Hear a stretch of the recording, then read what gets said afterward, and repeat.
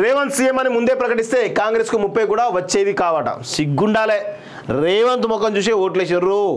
మీకు దీటైన మొగాడు రేవంత్ రెడ్డి అని తెలిసింది కాబట్టి ఆయనకు ఓట్లేసారు, ఆ పార్టీకి ఓట్లేసారు. రేవంత్ రెడ్డి సీఎం అని చెప్పేసి అందరికీ తెలుసు.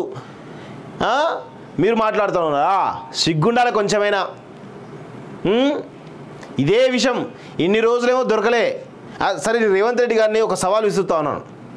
రేవంత్ రెడ్డి గారు ఈ 5-6 వారం రోజుల పాటు కేటీఆర్ అనేవాడు ఎక్కడనో మరి ఏం చేసిండు నాకు తెలియదు. నాకైతే ఒక అనుమానం ఉన్నది. మీరు గతంలో రేవంత్ రెడ్డి గారు, బండి సంజయ్ గారు, కొండా విశ్వేశ్వరరెడ్డి గారు వీళ్ళందరూ కలిసి వైట్ ఛాలెంజ్ ఒక సవాల్ విసిరిర్రు. వైట్ ఛాలెంజ్ సవాల్ ఏంటిది?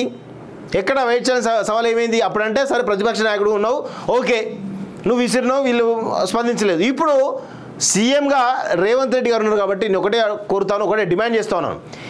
కేటీఆర్కు డ్రగ్స్ టెస్ట్ చేసేటువంటి దమ్ము ధైర్యం ఉందా రేవంత్ రెడ్డికి? కేటీఆర్కి డ్రగ్స్ టెస్ట్ చేసేటువంటి దమ్ము ధైర్యం ఉందా అని చెప్పేసి కాలోజిటీ పక్షాన, తెలంగాణ ప్రజల పక్షాన మేము డిమాండ్ చేస్తూ ఉన్నాం.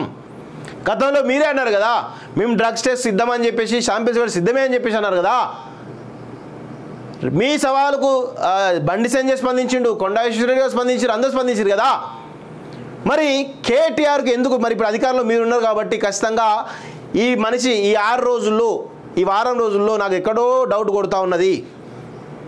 దయచేసి ఈ మనిషికి డ్రగ్స్ టెస్ట్ చేసేటువంటి అవకాశం ఉందా లేదా అని చెప్పేసి నేను అడుగుతూ ఉన్నాను. చేయాలి. వైట్ ఛాలెంజ్ ఏమైంది? వైట్ ఛాలెంజ్ ఏమైంది? ఎక్కడి వరకు వచ్చింది? ఇప్పుడు చేయండి, చూద్దాం. ఇప్పుడు అందరూ చేయండి, మేము కూడా పాల్గొంటాం. వైట్ ఛాలెంజ్ అనేటువంటి దాన్ని తెర మీద తీసుకొస్తా ఉన్నాం. ఖచ్చితంగా మీరు ఇప్పుడు కూడా వైట్ ఛాలెంజ్ ఇప్పుడు విసిరండి ఈయనకి. చూద్దాం మరి ఈయనకి డ్రగ్స్ టెస్ట్ చేస్తారా, చేయరా, మరి ఒప్పుకుంటారా లేదా చూద్దాం. బరాబర్ చేయాల్సిందే.